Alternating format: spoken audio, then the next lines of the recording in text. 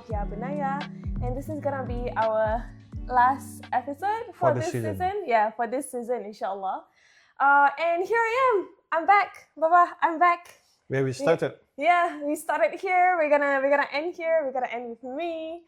So we're here at the last episode now, and Baba, you've had very, very good conversations lately, huh?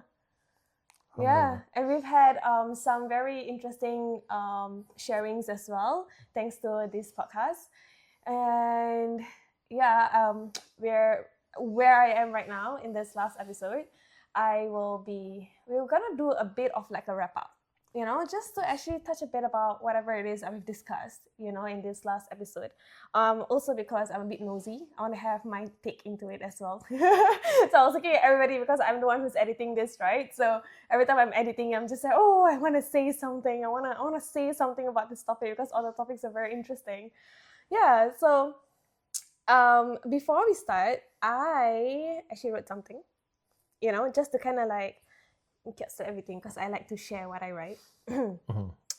So this is what I wrote for Ya Bunayya, and this is supposed to be the opening, but I kind of forgot. But you know what? Let's just go with it.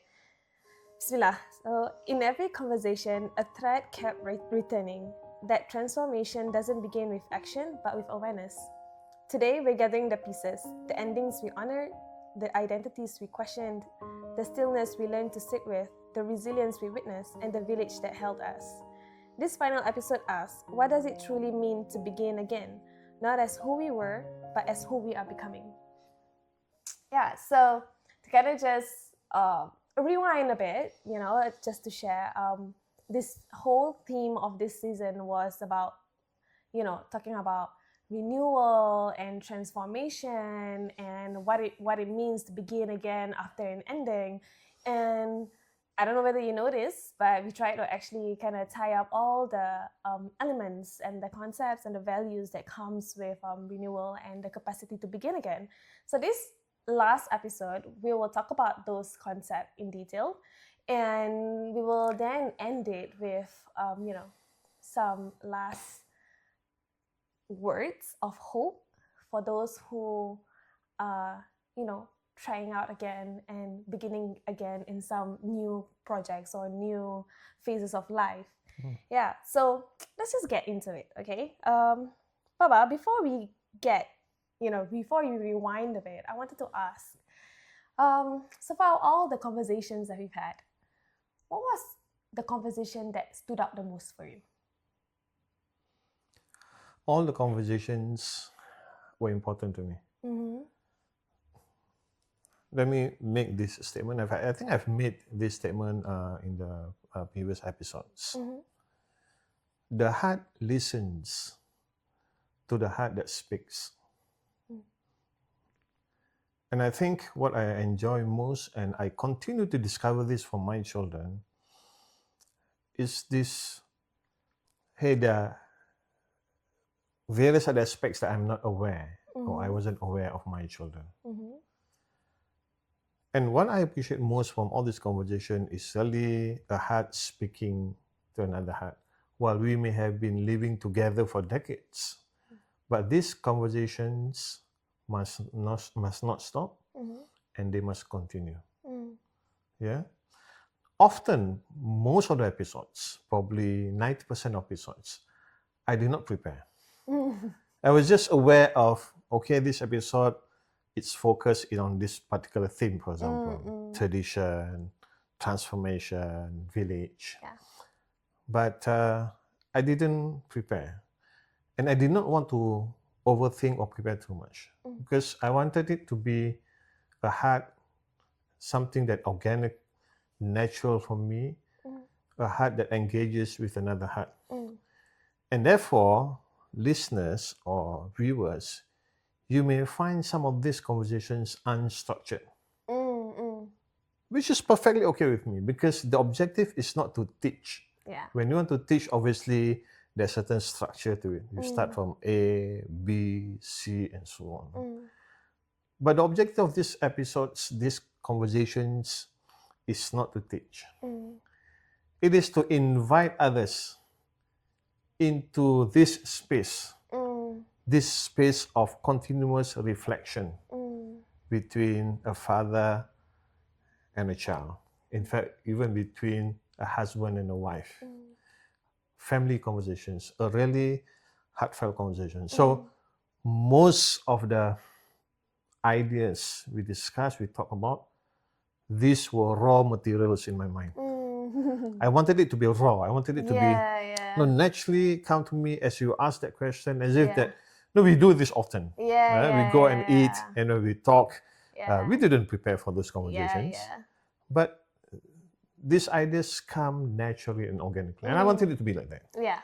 So it is not structured. Because, as mentioned, the objective is not to teach, but the objective is to invite viewers, listeners into this space of reflection, a heartfelt reflections on life community. And that's also how the book Ya Bunayya was written. It's inviting people to reflect, inviting readers and listeners to reflect and see and apply to your respective experience. So that I enjoy most. Listening to my children, and I said to myself, oh wow, I didn't really realize that. And I came to realization, subhanallah, I think my children, they are matured. I must not underestimate. With Shadi, for example, well, initially we did not plan. Shadi was not part of the list of guests. Yeah, it wasn't even in the original thinking, right? But he volunteered. I know, it was huge, by the way. Shadi does not do these kind of things, but when he volunteered, I was surprised, but I was delighted as well, because I did want Shadi to come in and talk and like share his experience. Because Shadi, he is someone who has stories to tell. And honestly, the episode with Shadi did not give justice at all to what he has to offer. Exactly. Honestly, I feel like, I mean, it's unfortunate Shadi's in Jordan. If not, like, I would have wanted Shadi to come back again and then, we talk a bit more. And it wasn't just about Shadi's readiness to come forward and discuss, but his courage to reveal a number of these untold stories. He has been keeping this away. I mean, he has been telling us not to share, so we didn't really share with anyone many of these untold stories.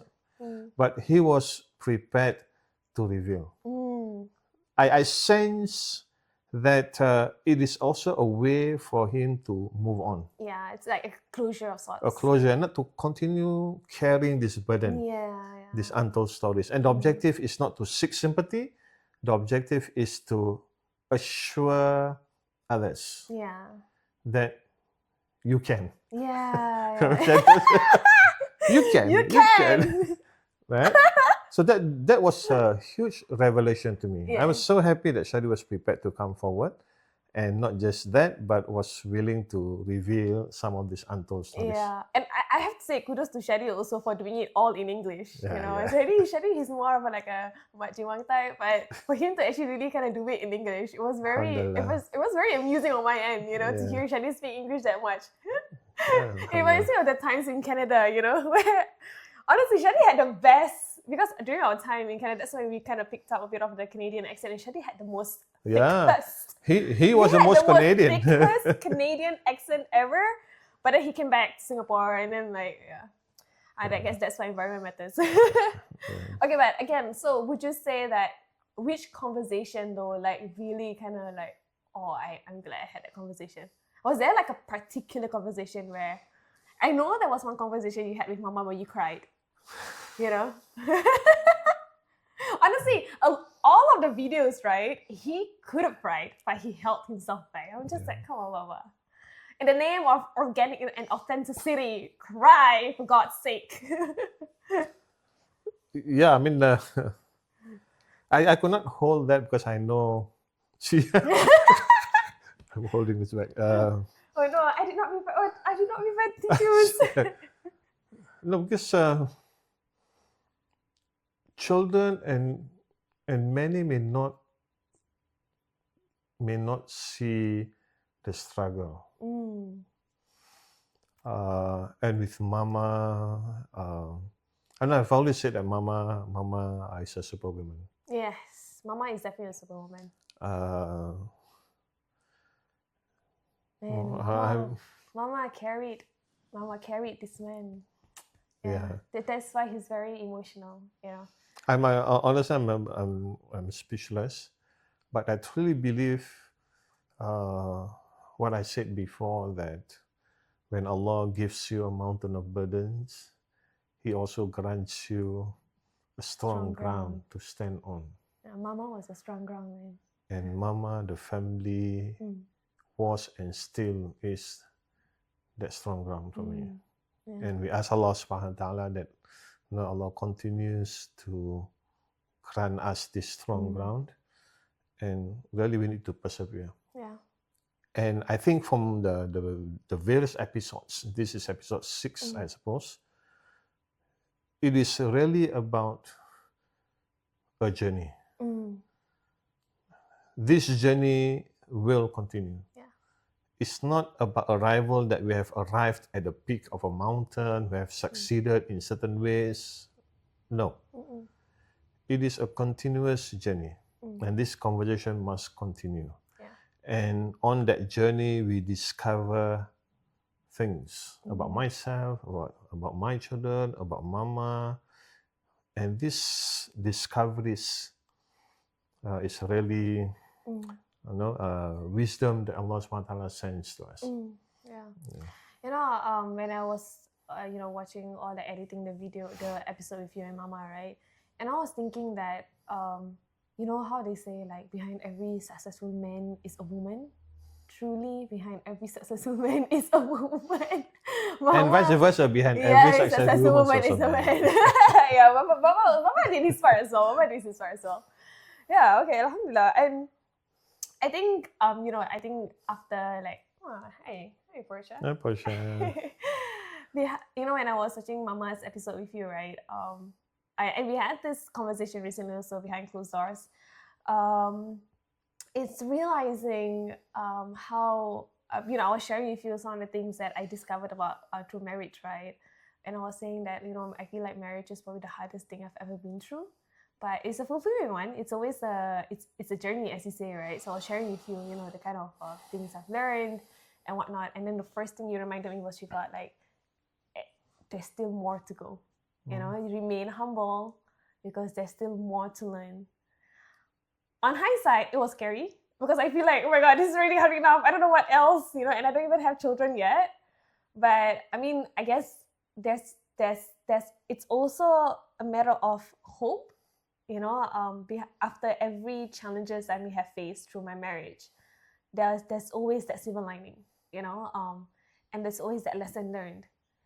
And that lesson learned is something that's not just for my marriage, but everything else, So I think it really requires a whole load of inner looking, for you to kind of really ground yourself in order. It's ironic how you have to ground yourself in order to move forward as well. Yeah. But that's what this is all about. Until you walk on that path, you've not discovered that lessons. Yeah, that's true. You mentioned that there are lessons learned. But now these lessons are basically sent to us along that path. Yes. Until you walk that path, you'll not discover these lessons. Yeah. It is painful, but the beauty of it, I think, is greater than the pain. Yeah. Right? Yeah. Only if you can see and feel the beauty of it. Because sometimes some people may struggle, actually, when they've gone through the pain, while they see the silver lining, they can still feel a lot of that pain, Yes. So only if you can actually allow yourself to get out of that pain and to just embrace the beauty that comes from the pain. So only if you remain open-minded. Yes. Allow yourself to take in these messages. Open your hearts. Yeah. And allow yourself to look and look at all these lessons. Yeah. But equally important, as we mentioned earlier, the village that we are in. Oh, yes. The members of the village, we are co-sojourners, we are travelers. Yeah. We are co-travelers on this journey. And each, for example, that particular guy has walked ahead and has discovered something, and then come back and share with us. Mm. So it has to be a journey of a village. Mm. As the saying goes, if you want to travel fast, you travel alone. Yeah. But if you want to travel far, Mm. you travel together. Yeah. And this journey is only a far journey. It's a far journey. Yeah. Yeah. Okay, so I want to get into because just to touch into like the conversations that you've had, after the conversation. I mean, the first conversation was between us. When we talk about tradition and legacy. Ultimately, I think when it comes to tradition and legacy, it's behind that the work that's done in upholding or continuing the tradition and legacy is having these conversations, right, between the older generation and the younger generation. And I think recently in sharing we had with IMSGP, there was the question. Really, it's about, because we're talking about the gap in generation, right? Maybe to reiterate that, because that was not something mentioned in this podcast. What is it? Hikmatu Hikmatu Shuyukh. Shabab wa Hikmatu Shuyukh. Yeah. So I liked what you shared, about how, it's about carrying the wisdom. I think you led on first with actually the enthusiasm of the shabab, right? Enthusiasm of the youth, right? But behind the enthusiasm of the youth, you need to couple it with the wisdom, and the only way to actually get that wisdom is to actually go through that path. Yes. Right? So you have the way I don't know whether that was what you were trying to point out, but to me, how I took it is that you need to embrace life's journey with that kind of enthusiasm. And that is the enthusiasm also to learn and to actually gather those wisdoms. Yes. And if you're lucky enough, you can actually meet people who have gone through that journey, and then you relate back to their wisdom. And I feel this is when it kind of like connects, because I find that, and I think I shared with you also, I find that regardless of the generations that we are in, or the contexts that are different, I find that everybody's journey, although unique to them, but they go through the same kind of like emotional journey to it as well. You go through challenges, you question certain things, you question your identity, you question your value. So these are the kind of things that I find is very universal in terms of that kind of journey that you go through. Of course, it's unique based on the context and circumstances you're in. But emotionally wise, I think, and wisdom wise, it can be universal. So that's when you kind of relate back to the old people. What did they learn? How did they go through it? So to put in context, for example, maybe something a bit more personal. I was going through a really rough time. I think I was trying to make sense about certain things that were happening within my marriage, right? And I was actually struggling with it so much. And I was struggling so much because I felt like there was a block. Like I wanted me and Zaki to actually go forward or move forward to a certain direction, but it felt like there was a block. And I didn't know how to actually move around it. And then it was weighing me down so much. And I also did not know how to bring that conversation with Zaki as well. And then I remember calling Mama. And then I was crying to Mama. I was just like, I don't know what's going on. I don't know how to actually reconcile with this. Like, did I make the right decision? Blah, blah, blah. And then Mama came back to me and say like, Shifa, sometimes when you want to actually grow, you want to move forward, you have to create the opportunity for it. Because right now, the circumstances that you are in, you're in status quo. Nothing's changed in the circumstances you're in. So how can you grow from there? So you have to create the opportunity for it. Sometimes you have to create the opportunity. Perhaps it's in like, it depends on what kind of decisions you want to make, but you have to create the opportunity. Same goes, for example, if I were to have any doubts about whether Zaki will be able to actually uphold, or not uphold, but whether Zaki will be able to actually handle some kind of circumstances that would be pushed into. And then Mama will say, again, you wouldn't know until you're actually in that situation. So you see, these are the kind of things that you may not know until you actually talk to someone who've gone through that journey, right? And it helps.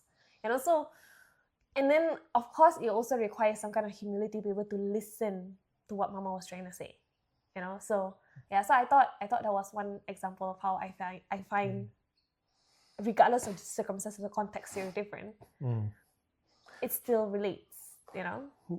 Equally important, what you mentioned about creating opportunities, but as you walk on that path, you are carrying certain burden of the past, the baggages, emotionally, cognitively, you're carrying that burden. It makes the journey more difficult because so heavy on you.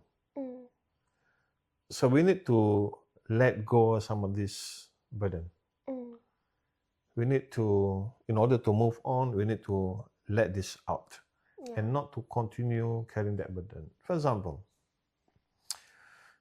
the anger, the regrets, the stories, the trauma that we talk about, we continue to carry them. And if we continue to carry them, they become really heavy on our shoulders and make it difficult to move on. So I think we need to let go. Let go could include forgiving. Right? Yeah. Forgive with whomsoever who has caused this burden on us. Let go. Yeah. Let go can include acknowledging and recognizing. We acknowledge that these things happen. These things have happened. We didn't want that, but it happened, and we recognize that. We cannot continue to say why and so forth, right? So we need to acknowledge and recognize. It can also include in the way to let it go is to talk it out. So therefore you need villagers, you need friends whom you trust that you can let this out. And that requires a lot of courage. It's not easy to let it go. Yeah. Right? It takes a lot of courage. In your case, it takes certain courage and grit on your part to let it out to mama or to me. And that humility to listen. So we can move on, we can create opportunities when we are willing to let go whatever burden that we carry through the various means I mentioned just now. Okay. All right.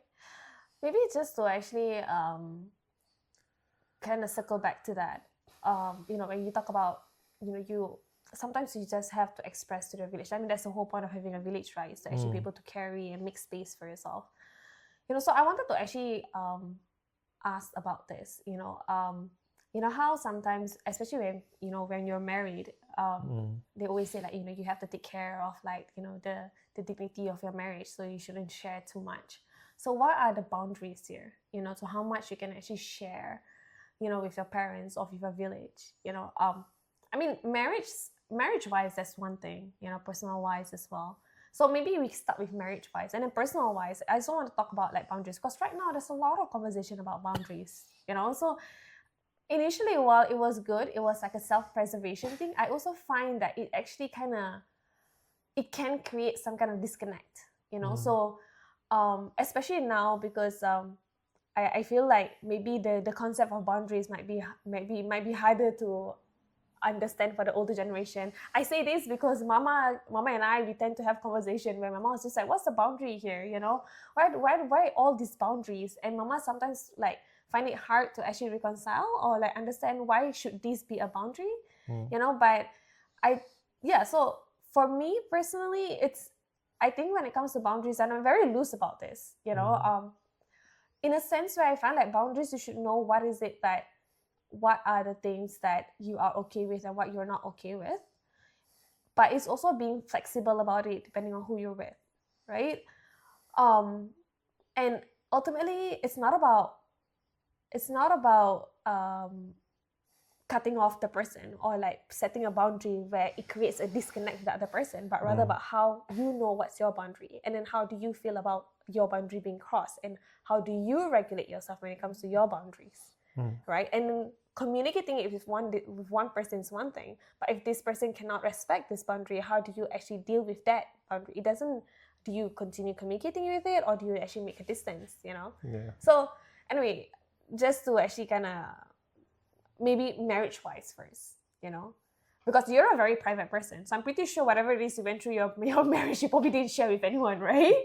Yeah. So, but now, I mean, like, village is important. So where would you say the boundary is in terms of sharing marriage-wise? To be sure, boundaries exist whether we like it or not.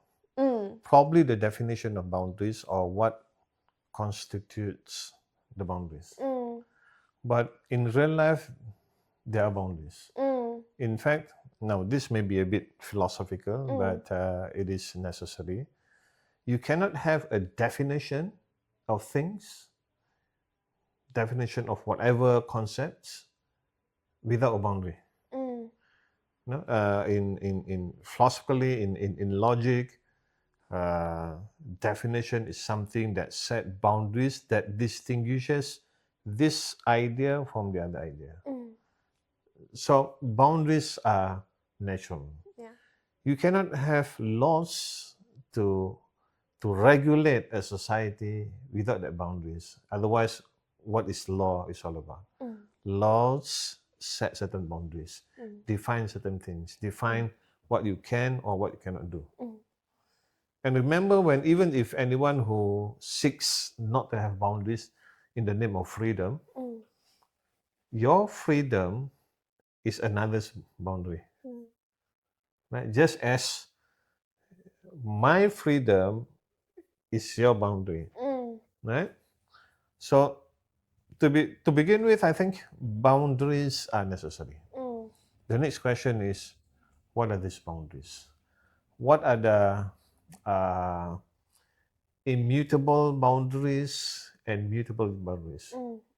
What can be changed, what cannot be changed? Right? We will argue that principles, these universal principles, enduring principles do not change. There are certain principles that cannot change. We do not change. As Muslims, we have certain principles.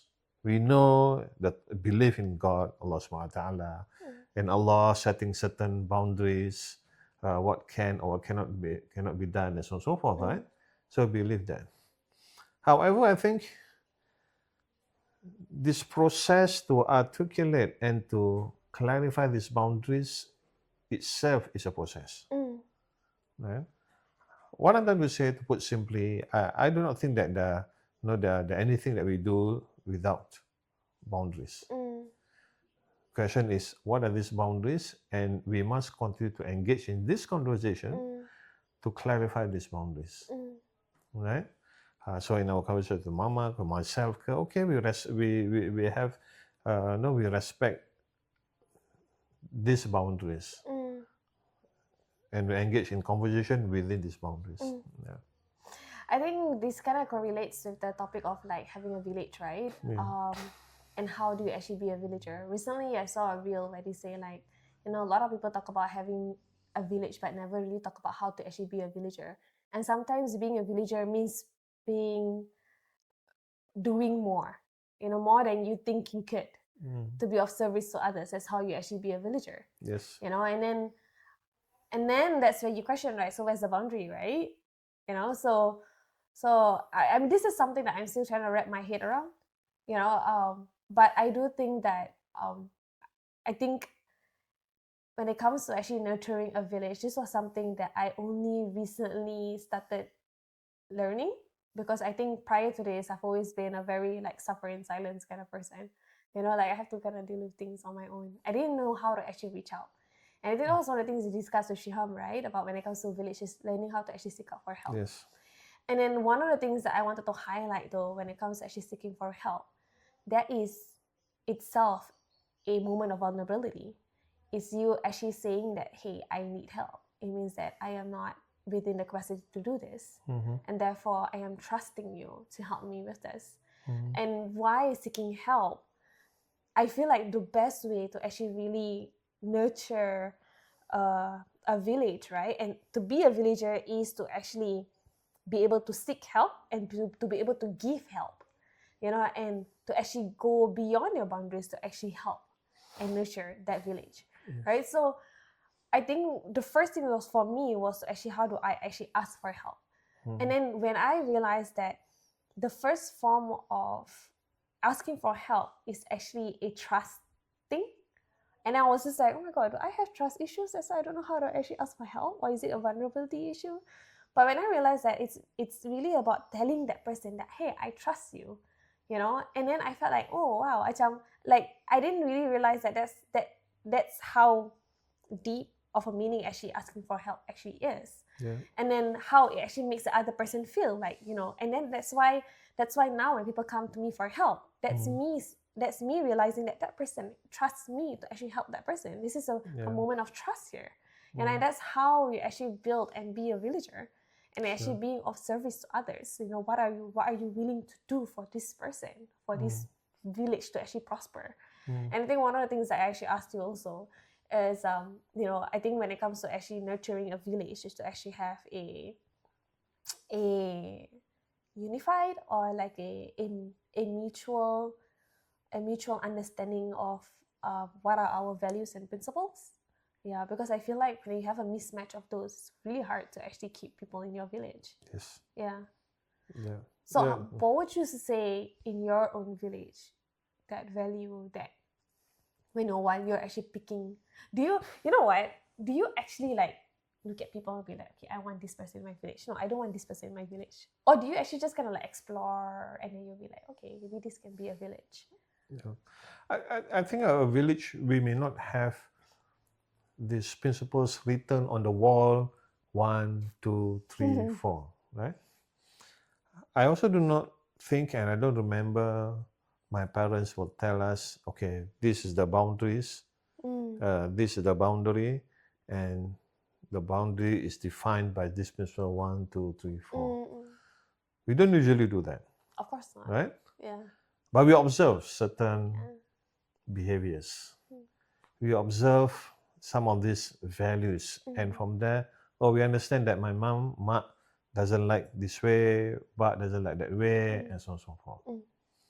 For example, my parents didn't tell us that, serving others is one of our, like any corporate, they will have their shared values, and they'll list down, integrity, service to others, or whatever. We don't have that. But it was clear to me in terms of their behaviors, serving the others. And like I mentioned earlier, probably it is only quite recently that I sort of figured out, okay, so one of these values our family held dearly was serving others. And then I observed some of these behaviors and practices indicative of that values. Right? So yeah, I mean, I do not think that. I've never said to you all, okay, these are our family values. But there are certain values and words that probably you keep listening from me. One of which is humility. Yeah. Right? That willingness to learn. And on this process, we are open, we are humble to listen to others and learn from others as much as possible. I mentioned earlier about letting go. And one of the strategies of letting go is to recognize and admit of our vulnerabilities. Yeah. If you are not prepared to let that go, meaning to recognize our vulnerability, then it will be difficult to move on. Oh, yeah. It's very difficult. But letting go, this is itself a process. Yeah. It is itself a process. It's not a way that okay, you come and see a counselor or therapist. A therapist will just inject you, and then zoom, suddenly you forget about that. Yes, although the antidepressant pills, an effort to suppress probably some of this, the hormones of your brain, but it's not just that. Yeah. I think when it comes to picking your village also, it's very instinctive.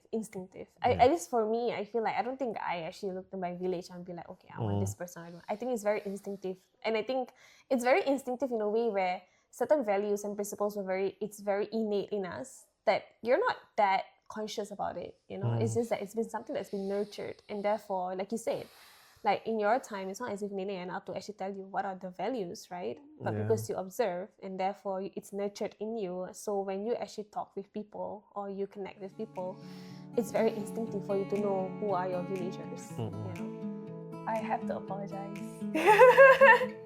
One of the first things I felt was apologetic. But at the same time, apologetic, but at the same time grateful. Grateful that you never shamed us for expressing our feelings. You know, grateful that despite that you still gave your all. And grateful that, you know, I have parents who really love us. Yeah, we have parents who really love us. Yeah, I'm gonna get emotional. So, it wasn't like it happened the one time, you know. There were multiple conversations. That was years of conversations and again.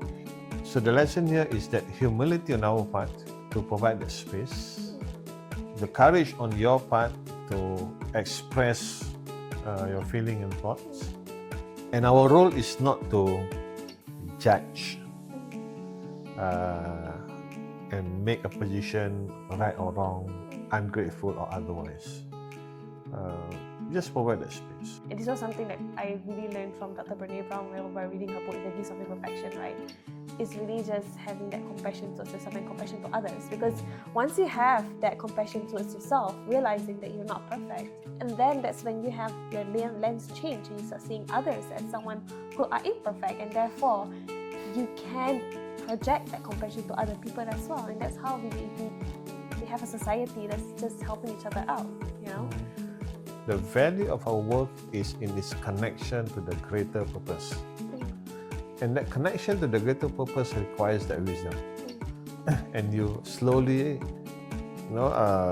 you develop that holistic picture. This is something like when you have a mess in the store and you start to organize stuff and categorize stuff, and then slowly you see the big picture.